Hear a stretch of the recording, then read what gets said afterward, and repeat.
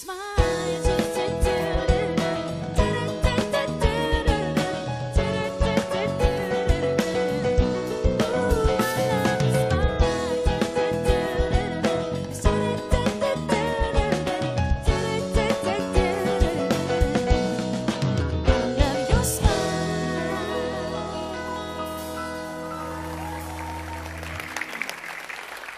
malam pemirsa, kita berjumpa lagi di NDC Neo Demokrasi. Dan untuk mengawali perjumpaan kita pada malam hari ini, kita sambut bersama seorang motivator muda, penulis buku dari 7 Mukjizat Finansial. Kita sambut bersama Hamri Gusman.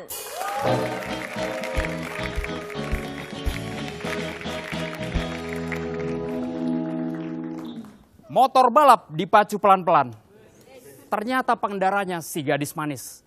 Daripada berbuat ribut di jalan, lebih baik kita berbisnis.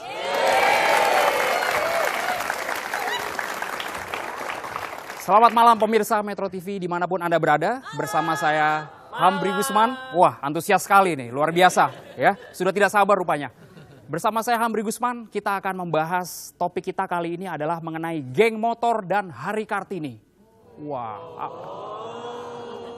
apa hubungannya ya geng motor sama Hari Kartini ya? Kita akan tahu jawabannya. Namun sebelum kita masuk membahas masalah geng motor dan Hari Kartini, saya ingin membahas suatu filosofi sederhana tentang 3P. Ya, 3P itu adalah pikiran, perkataan, dan perbuatan. Baik, yang pertama, P yang pertama adalah pikiran. Jadi saya ingin menekankan di sini. Apapun yang akan terjadi pada Anda, baik itu tahun depan, 5 tahun yang akan datang, tergantung dari pikiran Anda. Nah, untuk kesempatan saat ini, saya ingin meminta partisipasi Anda semua, pemirsa Metro TV, baik yang ada di studio di rumah, boleh minta tangan kirinya diangkat, ya. Lalu tangan kanan dibentuk jengkal. Sekarang silahkan tempelkan ibu jari kanan Anda ke siku kiri, ya. Ke siku kiri 1 jengkal, lalu dibikin 2 jengkal. Nah, bisa saya pastikan rata-rata jengkal yang kedua lebih pendek dibanding jari kiri. Betul apa betul? Betul sekali ya. Nah, sekarang saya ingin lepas lagi tangan Anda semua, ya, yang pemirsa di rumah juga lepas lagi. Lalu sekarang Anda pejamkan mata, bayangkan pada saat Anda jengkal kedua seperti tadi, ini jengkal tangan kanan Anda panjang melebihi jari tangan kiri Anda. Bahkan saking panjangnya sampai menjulur ke lantai. Saking panjangnya, bayangkan. Ya, panjang sekali tangan kanan Anda. Orang gimana itu? Waduh, repot itu. Nah, sekarang oke, selesai membayangkan, kita praktekkan ulangi lagi. Ya, tangan kanan, jengkal di siku kiri. Ya, bayangkan panjang, lalu yang kedua. Bagaimana sekarang? Nyampe. Lebih panjang atau lebih pendek? Panjang. Lebih panjang. Tepuk tangan dulu. Ya. Mundur. Saya lebih pendek. Lebih pendek. Oh, ini tangannya memang pendek sebelah. Mas, Ya, itu tangannya Mas Arbi. emang apa bekas dicangkok kemarin? Oh, Emang pohon mangga.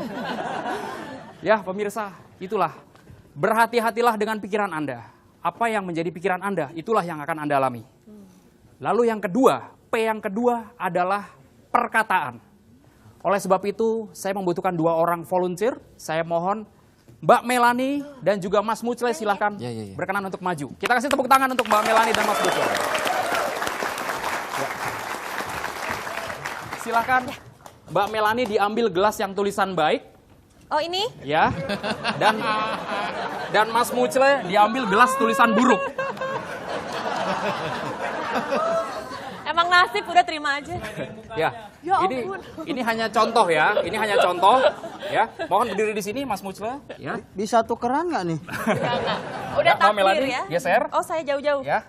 Nah, saya akan membuktikan ini berdasarkan suatu riset di Amerika bahwa gelas berisi air pun jika setiap hari dikasih kata-kata yang baik dalam waktu 3 minggu dia akan tetap bening. Namun apa yang terjadi dengan gelas yang selama 3 minggu selalu dikasih kata-kata buruk? Dia akan lebih pekat. Anda nanti bisa buktikan di rumah, saya akan mempraktekkan sedikit. Setuju? Setuju. Oke, kita mulai. berarti saya harus memberikan kata-kata yang baik terhadap gelas baik, ya. Oke, saya akan mengibaratkan dengan sebuah pantun, pemirsa. Penting. Jalan-jalan pakai baju batik. Baru beli dari Mangga 2. Wahai Mbak Melan yang cantik. Senyum manisnya sungguh tiada duanya. Bisa aja. Ya. Kata-kata baik, sekarang kata-kata Ruk. Kalau ruk berarti belakangnya saya yakin kapal keruk. Pasti nih. Oke, ini hanya contoh. Kalaupun Contoh. beneran nggak apa-apa, Mas. Nggak apa-apa. Ya. Contoh walaupun beneran. Contoh walaupun beneran gimana sih? Oke, Ya. Terima ya. kebut-kebutan pakai motor bodong. Motor jatuh, nabrak bule. Wahai Mas Mucela yang gondrong, itu jenggot apa ikan lele? Mas, Oke. ikan lele mainnya di got. Pulang ke rumah hari Selasa. Terus? Kalau cewek udah kena jenggot, Ya. 2 minggu masih terasa. Wah, luar biasa. Ya, silakan kembali. Makasih. Silakan Udah kembali. ya? Terima Tapi, kasih. Mas, maaf Ya. Mas. Tapi saya yakin Mas, ini Kenapa? kalau yang dipegang sama Pak Mucle, Iya. nggak usah nunggu 3 minggu Mas. 5 menit udah butek gitu Mas air Mas.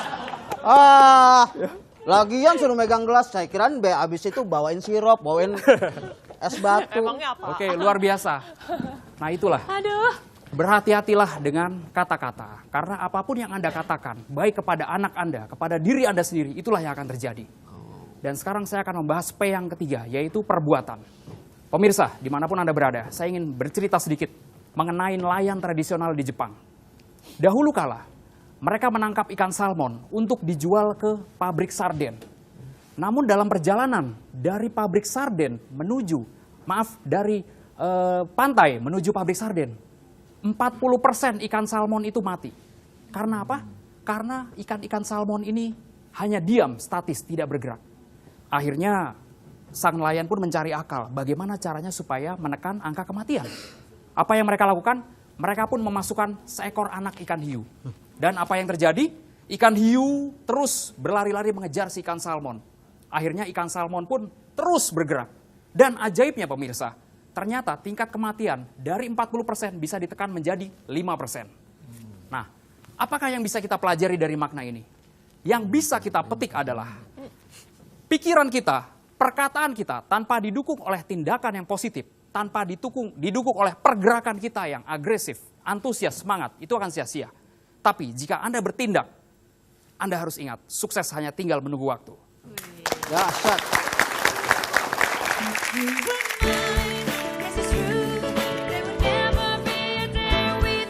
Anda merasa sangat hancur, merasa sangat sedih, karena merasa selama ini banyak membuang-buang waktu.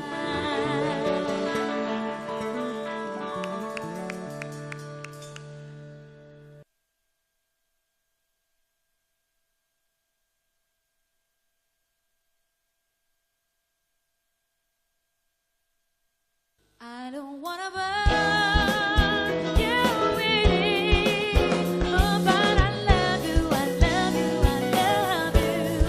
'Cause I don't wanna burn you really, oh, but I love you, I love you. Trust me, you're my thing.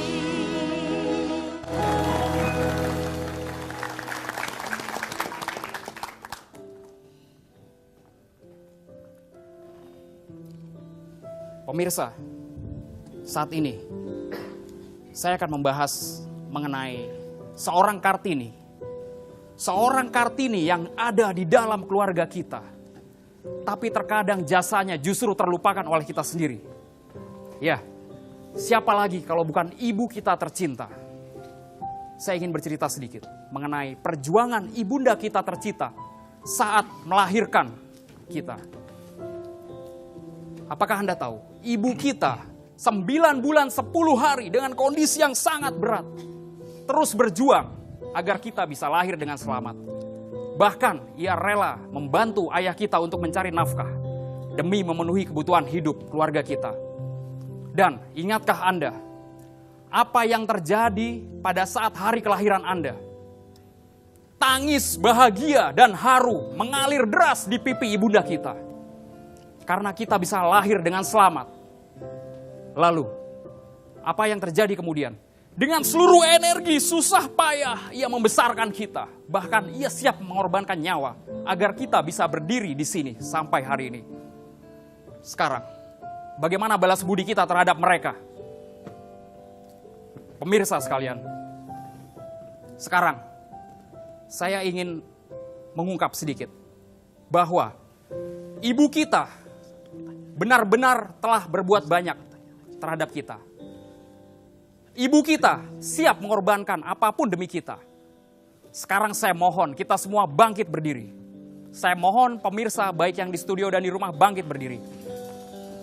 Sama-sama kita pejamkan mata kita. Pejamkanlah mata Anda. Bayangkanlah wajah ibu Anda. Entah 5 tahun yang akan datang atau 10 tahun dari sekarang, kondisinya sudah sangat tua. Ibu Anda mengalami sakit yang sangat parah. Dan apa yang terjadi? Anda sebagai anak kebanggaan yang selalu dipuja, ternyata tidak bisa berbuat apa-apa. Anda tidak bisa membayar biaya pengobatan ibu Anda. Anda merasa sangat hancur, merasa sangat sedih, karena merasa selama ini banyak membuang-buang waktu. Dan apa yang terjadi? Dengan sangat sedih dan terpaksa, nyawa ibu Anda tidak bisa diselamatkan. Anda hanya bisa menangis, menyesali. Mengapa selama ini Anda selalu membuang-buang waktu? Itulah hari penyesalan yang sejadi-jadinya. Baik pemirsa, saya mohon dengan tetap berdiri, bukalah kembali mata Anda. Saya mohon sekarang, kepalkan kedua tangan Anda, jawablah pertanyaan saya dengan siap atau tidak. Apakah mulai detik ini Anda siap untuk merubah semua kebiasaan buruk Anda? Siap. Apakah mulai detik ini Anda siap untuk berjuang demi kebahagiaan ibu Anda? Siap. Dan sekali lagi saya tanya, apakah mulai saat ini Anda siap untuk tidak berputus asa, untuk tidak frustasi apapun masalah yang Anda lakukan, apapun masalah yang Anda alami? Apakah Anda siap? Siap. Kalau Anda siap, berarti Anda harus penuh komitmen, Anda harus penuh perjuangan. Buktikanlah kepada ibu Anda bahwa Anda bukan pribadi yang lemah. Buktikanlah kepada ibu Anda bahwa Anda memang anak kebanggaannya. Buktikanlah bahwa ia tidak percuma telah meregang nyawa dalam melahirkan Anda. Dan buktikanlah suatu hari Anda akan kembali membuat ia menangis. Tapi menangis bahagia karena Anda telah menjadi pribadi yang sukses. Pribadi yang bisa menjadi kebanggaan keluarga. Saya Hamri Gusman Zakaria, sahabat setia yang akan mendukung perjuangan Anda. Salam 7 Mukjizat.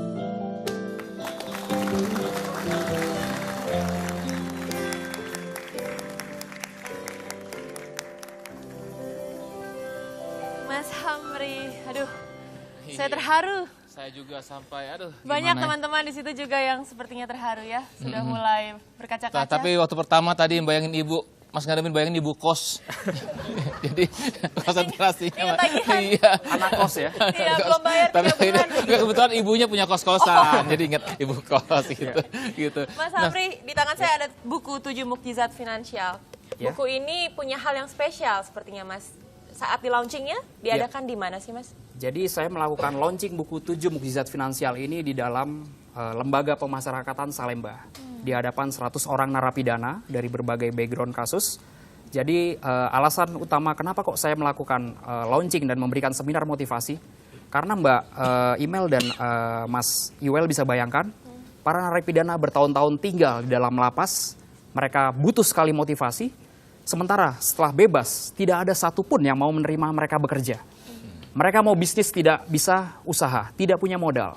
Saya harap dengan sedikit saya memberikan pencerahan, mereka akan kembali menemukan semangatnya dan bisa kembali menjadi berwirausaha. Wah, tepuk tangan sekali lagi untuk Mas Hamri Gusman. Terima kasih ya Mas Hamri. Yang sudah memotivasi kita semua di sini ya. Betul sekali. Dan pemirsa, tetaplah bersama kami karena sesaat lagi NDC Neo Demokrasi akan segera kembali.